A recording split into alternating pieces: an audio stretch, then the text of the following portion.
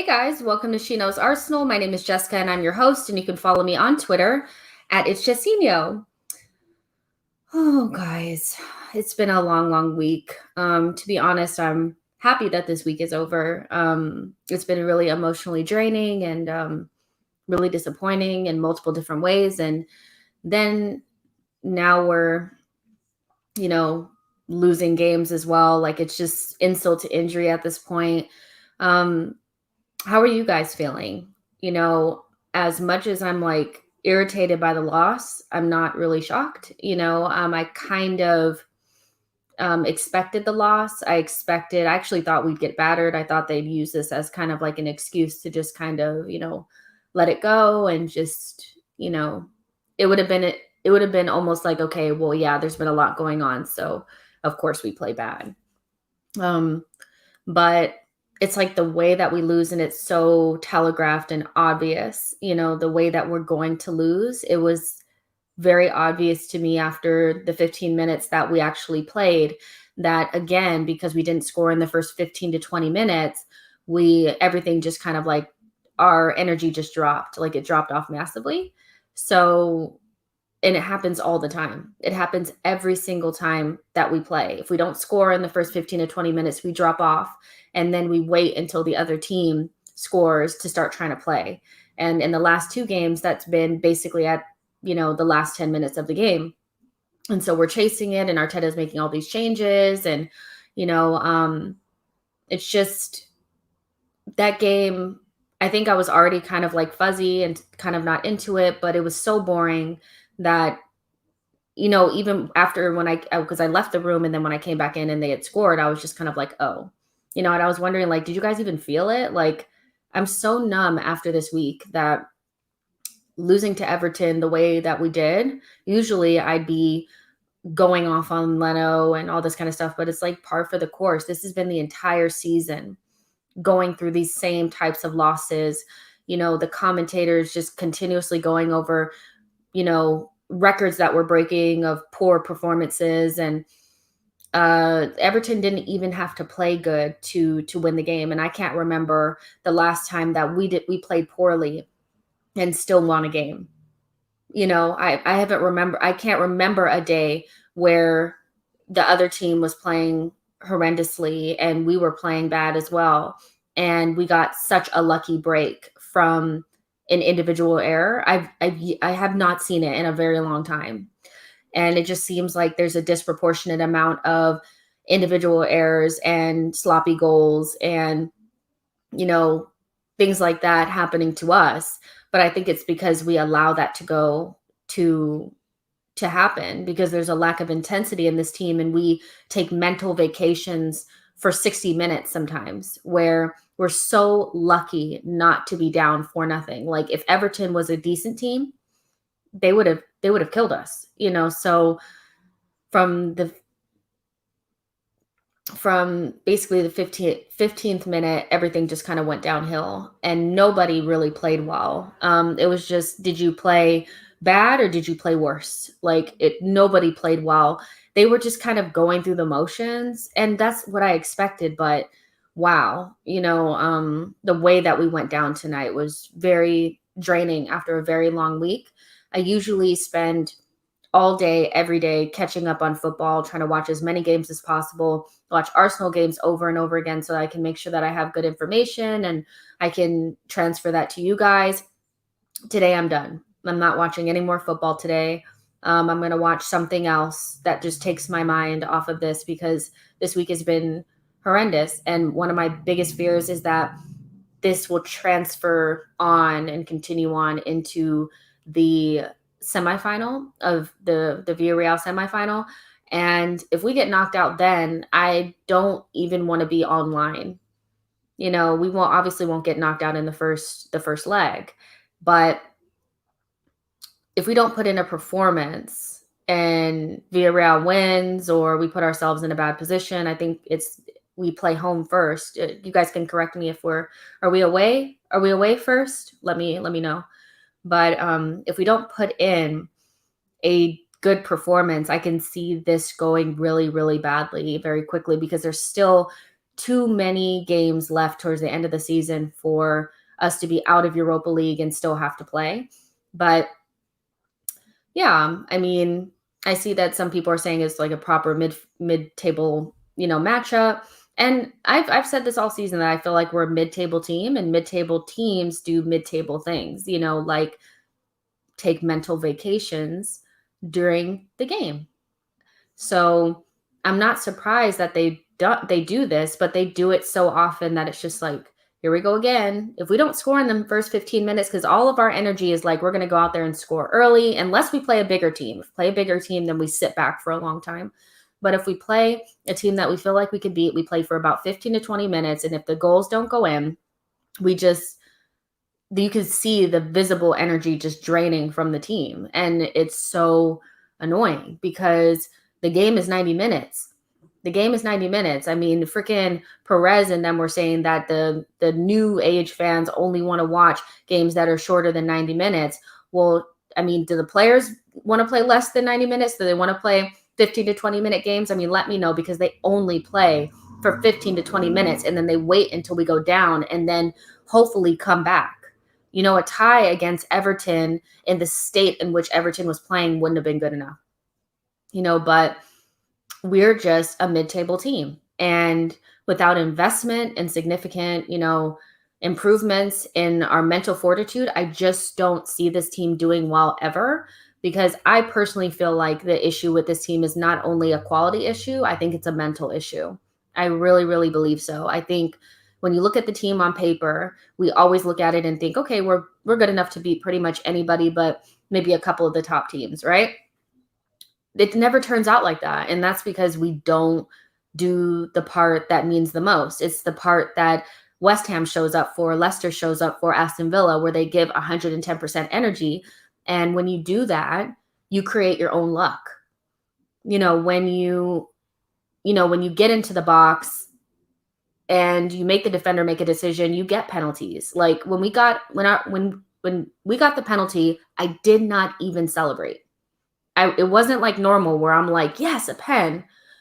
I just waited until they chalked it off, because I knew we weren't going to get that level of luck. We wouldn't have, not playing the way that we were, and we weren't going to get it. And I know that it was, the offsides was marginal and all this kind of stuff, but those rarely go in our way. I mean, we have to, if we're not going to get lucky, which Arsenal doesn't get lucky very often, in my opinion, then we need to win the freaking game.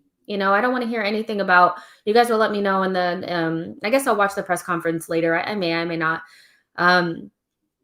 about what Arteta, how he's going to spin it to make it seem as though we played decently until the goalkeeper error, or the fact that they chalked off a penalty for us. Can't even talk about chalking off a goal. It was a penalty. We still could have missed it, so we were very, very far away from being anywhere near a win in this game. And they were playing at about a 40%, maybe 30% of what I know that they could do. And that's just unacceptable at this level. I don't care what was going on this week.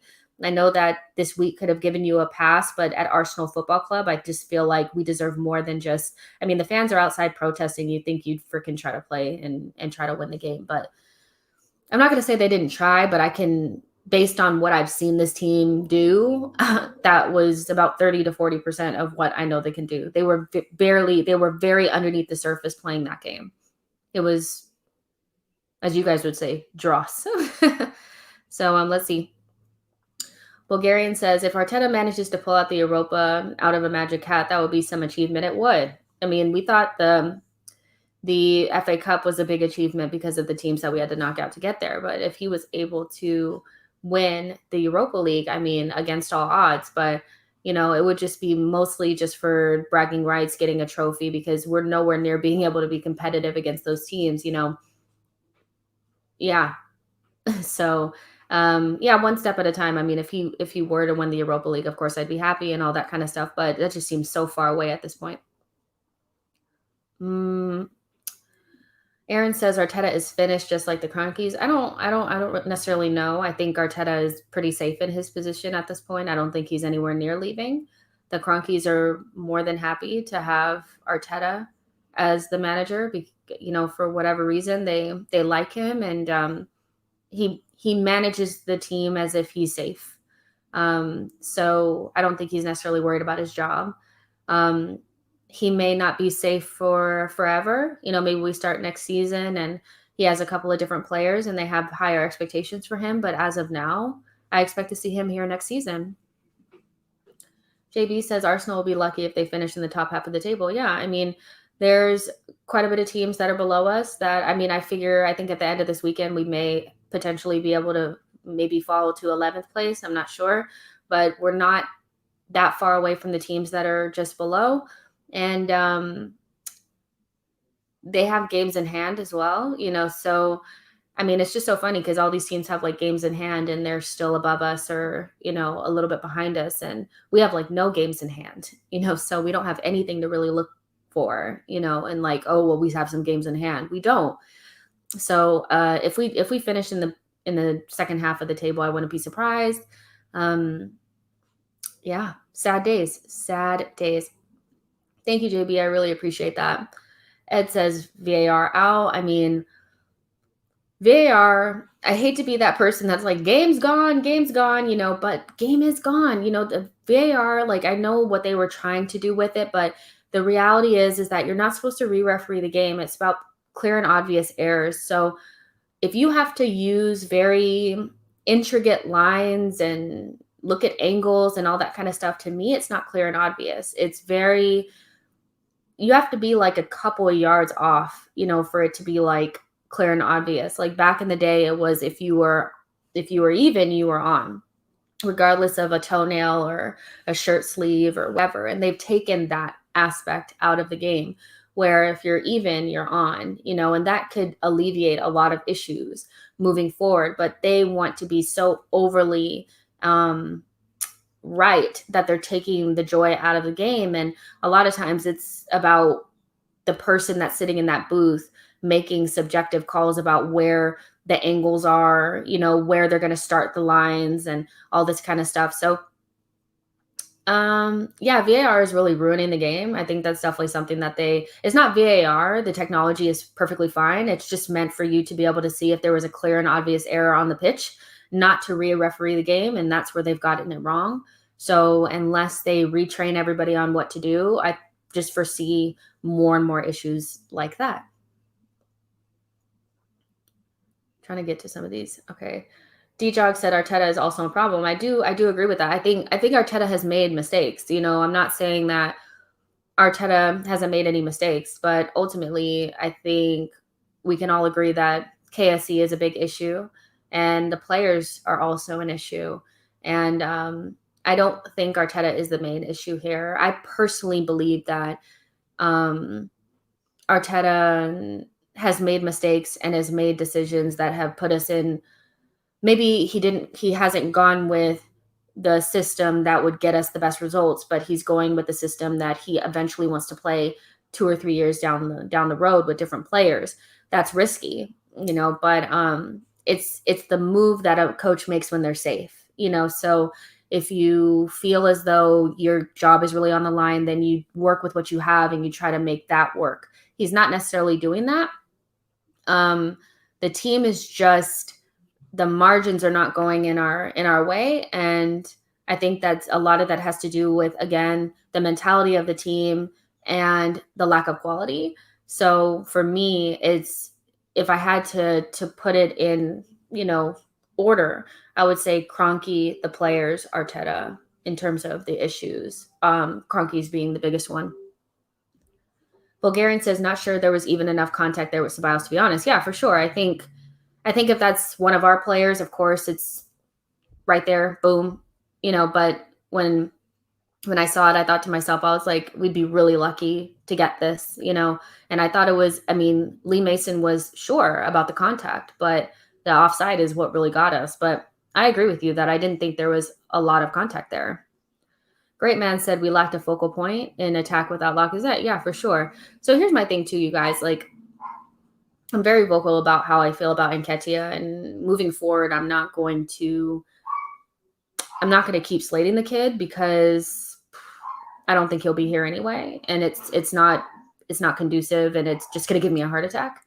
So with me and Nketiah, I just kind of feel like, he's not going to be here long term. But that's not going to stop me from saying that he did some good work today. I noticed that there was a lot of stating the obvious, that he's not the long term future. We should sell him. Nobody really played well. I get that. But he also did not play poorly. And I thought the three in behind him actually made it more difficult for him, and he played the Lacazette role. He obviously is not as good as Lacazette with his build-up play. He's not able to hold up the ball and do some of the manipulative things with the ball that Lacazette can do. But I think all in all, his dropping back and connecting the play was pretty decent today. He had some really good pressing. And for somebody who hasn't had a lot of minutes, I wouldn't expect him to play very well. I actually thought he'd be completely invisible. But the front four in the second half was completely invisible. So I think Eddie was okay. I think he started off a lot better than the way he finished, but I think the entire team was that way. But there's nothing wrong with saying that a player that is obviously not the long-term choice had a good game. It's not going to kill you. It's not going to be the end of the road or the end of the world. And I see that with several players on our team, that there's a general consensus that this player is not liked within the fan base. So even when they play, it's because we want somebody else to play so badly that we won't even recognize when they're just playing okay. And we go to the complete opposite. And Eddie Nketiah, to me, I think his, he probably was okay, fine to decent, but he wasn't horrendous the way I saw people saying. So keep that in mind. El Neni came out and said that, he in particular, he wants the fans to back him when he's not having a good game, because he said he needs us. And that really, it spoke to me. It made me feel a little guilty about some of the things that I've said in the past. We're a lot closer to these players than I think we believe. They're big stars, but they also use their social media, I think, a lot more than we maybe think they do. And I would hate for them to see a comment that I made that really just kind of like shook their confidence, especially going into really important games, So I was a little worried about Leno, not because I know he made a huge mistake and I'm not happy about it, obviously. But this is the goalkeeper that's going to play for us against Villarreal in the Europa League in just under a week. So I would just maybe curtail a little bit of the criticism against him, because he knows he made a mistake and we all know he made a mistake, but maybe we can keep that in our WhatsApp groups and text messages and not put it out there online for him to feel slated. Because how do you expect him to play well in a week when they were under immense stress over the week? I mean, think about how stressed we were about the whole Super League thing. They're actually in it. They're employees of the club, and everything that they know was the ground was moving underneath them. So you have that on top of the fact that he made a really bad individual error that cost us the game. So I would just say, I'm just maybe curtail, the criticism a little bit, because we're going to have to count on him against Villarreal, but what El Neni said really spoke to me. And I really thought to myself, what do I really get from saying how poorly he was online? It doesn't help anything. And if I don't have anything nice to say, I'm not going to say anything at all, essentially. Josh says Pepe was their best player, shouldn't have been taken off. We had good momentum until the subs, and it killed the game, really. Maybe Saka could have come off. Yeah, I mean, I think it just depends on how you looked at it. I think Pepe had some good moments, and he had a really good cross that nobody was home for, which I thought was a little bit weird, especially with Eddie on the pitch. That's his bread and butter there. But I thought Pepe was okay. I thought Smith Rowe had some decent moments, but I thought Saka really had a difficult time. He was getting kicked a lot, and he wasn't getting the fouls, but he was pretty much non-existent, very on the periphery. So, yeah, I think I kind of agree with that. But I have to look at it back, because the game was just so dull. It was just so dull that it was really difficult for me. And sometimes when you watch it back, you see things that you didn't see before, Aaron says, how long are all of you going to trust the process? I don't think it's necessarily about trusting the process. I think it's just letting it see what's going to happen. It's either the results will improve and he'll stay, or the results will continue the way they are and he'll go. So it's not about us trusting the process. I mean, I guess because we're all trying to figure out what camp you're in and all this kind of stuff. I don't really think that's important. Arteta in, Arteta out. Who are you? What are you? What do you believe? Because ultimately for me, if I know he's not going anywhere, I'm not going to stress myself out about it. I just want to see him improve and maybe make some better decisions in game management, things that I think he needs to improve on. But a new manager that's never ever done this in his entire life is going to make mistakes. So the people that I expect to do better are the people that have been doing their jobs longer, like the Cronkies. They've been owning clubs for longer than what, 10 years at least, longer than that maybe. The players, they've been playing this sport for some of them for a decade, so I'm more concerned about the people that I expect because they've been doing it for longer to maybe have a little bit more to do a better job. But with Arteta, I don't know what we expect from him other than new manager mistakes because he's never done it before. So I know he's going to be here. So it's not, for me, it's not about trusting the process. It's about seeing if he survives or not. Either he will or he won't. Let's see. Next says, I still have some hope in Arteta for 3 good cup games, but big summer coming up. Yeah. I don't know if you guys saw, but apparently like the Cronkies are putting out their little PR spin about, having a big summer, investing big. I don't really know about that. I think they want to take the pressure off. I would take everything that they say at this point with a grain of salt. I mean, they literally tried to destroy football underneath our noses a couple of days ago. So it's going to take a lot more than things that we've heard in the past, to get me to feel like we should let the pressure off. I don't think putting pressure on them in terms of like protests and stuff is really going to make them sell. But what I would hope is that the pressure will make them feel like they have to make better decisions. And if that'll force them to invest in the team. And I know people will say like, well, they've already invested. They need to keep investing. That's really what it is. They need to keep investing. They can't cut corners. They can't do the bare minimum, so keep investing, invest properly.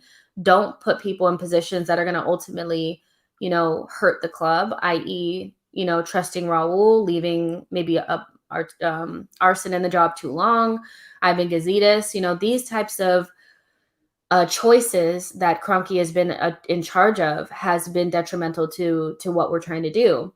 So for me, it's about investing time, and learning the culture, understanding the fans, investing in staff, investing in the executives, investing in Arteta, investing in the team, investing in everything. So I understand that they've spent money over the years, but they haven't spent it well. And they've put people in charge that have also not been able to do a good job at that, so I'm sorry, you guys, the gardener's here. I forgot that he was going to come today. I apologize if you guys can hear that. Well, let's see. Kang. I'm just going to say Kang. I'm sorry. I really don't want to bottle your name right now, but do I think that we made a mistake selling Martinez? No, I don't necessarily feel like that. I know that some people feel like we should have kept him, but he wanted the number 1 spot, and I just think for me, I just can't see why you would. I know Leno, in times like this, you're looking at it, you're like, Leno's made so many mistakes. Of course he made a mistake. No, not necessarily. I think he's been good for us. Good, not great. But he has a longer, there's a more evidence, of what Leno has done for our club. Martinez only played for us really consistently for 2 months. And I just don't see how you basically, because Leno was not going to stay and be a number 2 goalkeeper. And think about the type of drama that we would be listening to in the media about Leno being unhappy, Leno wanting to leave, Martinez not being happy. Nobody wants that. There's a reason why you usually have a number 1 and you have a number 2 that's way far behind. I've never really seen a successful version of that. Please don't use Manchester United. That's not a successful version of it. They're stumbling their way through the Dean Henderson and De Gea thing. But I think when Martinez won, he didn't want to fight for the position. He felt like he had done enough and he was only going to stay if he got the number 1 position. And for me, if you're looking at a summer window that's already pretty much, in full flow, remember, we had a very difficult summer window because we had barely any money. And it was just really difficult, pandemic and all that kind of stuff. So getting a new goalkeeper, I don't think was ever in the cards for the summer plans. So to in a month be expected to get what you would want from Leno, which is at least 40 million in a crunch. Who is in that position to have bought a goalkeeper of you know in that price range over the summer? I don't really see any teams that were looking for a goalkeeper like that, but Chelsea. But would we have wanted to sell Leno to Chelsea? You guys would be having a heart attack. So I think with Martinez being the lower hanging fruit of being able to sell him for 15, it was a lot easier, than trying to sell Leno. And so Arsenal made a choice, and they made the choice to keep Leno, because it's not just about, is the goalkeeper better? Sometimes it's about the circumstances, and the circumstances led us to the point of selling Martinez instead of Leno. Is Martinez a better goalkeeper than Leno? For me, yes. But because I understand the circumstances, I cannot look at the club and be like, oh my gosh, they made a mistake. I've let it go. So I think the fans need to as well. Let's see. We miss Emil so much. We miss Emil so much. Who? Smith Rowe? He was out there. You mean Emmy? Um, Maybe you mean Emmy. Yeah. Boo Boo Baba says Arteta would have been under massive pressure with a full stadium. He's very lucky. Yeah, I think that's helped him out, not having the pressure from the fans, and winning the FA Cup was a big one as well. And then I think he also has the backing of the players. I haven't seen a lot of evidence of the players completely turning on him. That 7 to 8 game run really made me think, okay, they're downing tools, but then we kind of came out of that. So, I don't think he's going anywhere. Let's see. I saw a decent comment in here. Hold on. Oh, yeah. Sean says our attack is so flat.